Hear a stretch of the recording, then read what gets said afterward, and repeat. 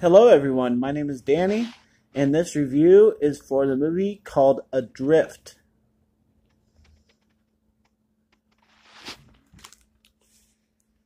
Starring Shailene Woodley and Sam Claflin, Adrift is based on the inspiring true story of two free spirits whose chance encounter leads them first to love and then to the adventure of a lifetime.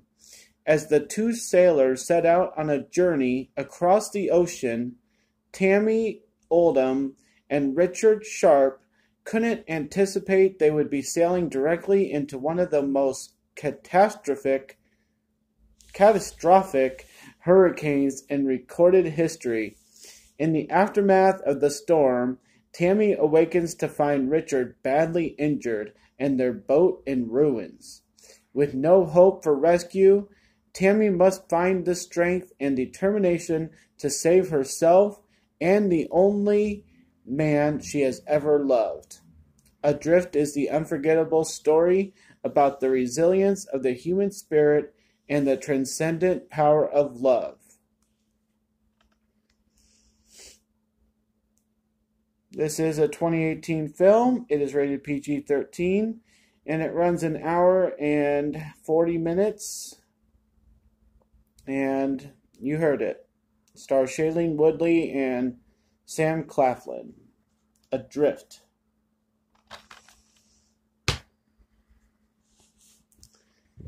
Well, I have to start this review how I start every review that's about a true story.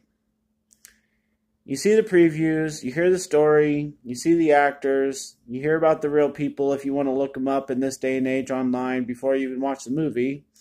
I didn't want to see the movie in theater because I knew what the whole movie was going to be about, and I waited till it was on DVD. So this is very much like my example of why I don't like watching true story movies, and that we have too many of them because they're so predictable. They're so obvious. You know what's going to happen at the end. You hear what's going to happen because of the true story that it is, especially if it was in the news. We hear about it for almost a year, and then they make the movie. Then we have to watch the previews for 3 months. It just is redundant. And this is very much the example of that frustration for me. I sat here watching this movie, and I'm like, there's nothing happening. And we know exactly what's going to happen at the end. So that is what bugs me about this movie. I just have to start out things saying that. And then it went a step further and started flashbacks. And that's like my second annoyance. Because if you're not going to make a movie from beginning to end storyline-wise, then what's the point of making a movie? There are only certain films and certain directors that can pull off doing flashbacks. And I think Saw is one of the best examples of it. But if you never have seen any of the Saw movies, you don't understand how, genius it is. And, you'll probably come up with some kind of cop show or something that pulls it off better, too. But this film does not pull it off. It just gets on my nerves. Why they couldn't just tell the story straight through. You kind of get confused, when they're struggling on the boat and then they're happy at some party drinking cocktails. It gets confusing. It's kind of murky.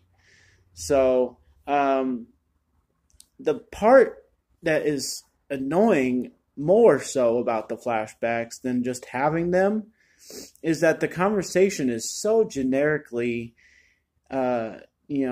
described as just like what they think they should be saying. It's like this, oh, yeah, that's so true. Oh, man, you have no idea.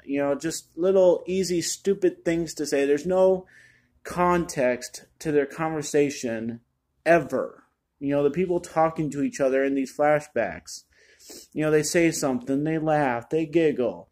Somebody's talking to somebody, they say something just so stupid, normal, that it doesn't have anything to do with anything. It's like, why are we having these flashbacks? Do we really have to watch this conversation back and forth that has nothing to do with anything, and it's just so simple and, normal and generic? And I'm just like wondering why we have this. It was like almost insulting how generic it was. And then I don't know if I can really talk about this movie without talking about the end, but the end is what like makes it something. So I'm just wondering, I'll say it in different ways, I guess. I'm just wondering how Shailene's character is supposed to be explained at the end.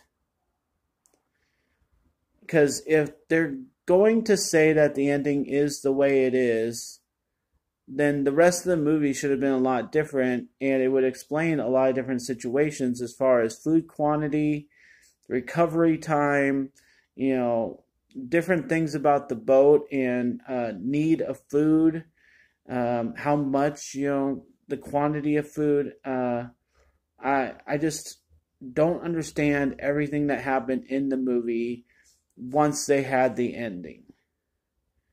And I think that people could really pick this apart piece by piece with them deciding to end it the way they did and go back and analyze everything that happened in this movie. And I don't think it would be very pretty scene, people picking it apart. So I'm not going to be one of those people. I'm not going to spend, much on my life worrying about this movie. It was a true story, and I'm just going to say it out loud. Somebody survives. And so that's all I can say about that, I guess. But yeah, this is just the simplest true story movie that's really awful and really predictable and generic. And I enjoyed it like this much. Like, I enjoyed the situations on the boat and the fight for survival, that kind of stuff. You can, like a normal human being can actually enjoy. So I'm going to give Adrift a D+. I can't suggest watching it, but I know the whole world will, because Shailene is supposedly this, great person. I haven't liked her since she got famous with her TV show. And Sam is all right, but he doesn't play that big of a role in this. He's just one of the main characters, I wouldn't watch it because he was in this, that's not my reason for watching it. So, yeah, D+ for Adrift. If you feel like watching it, good luck to you.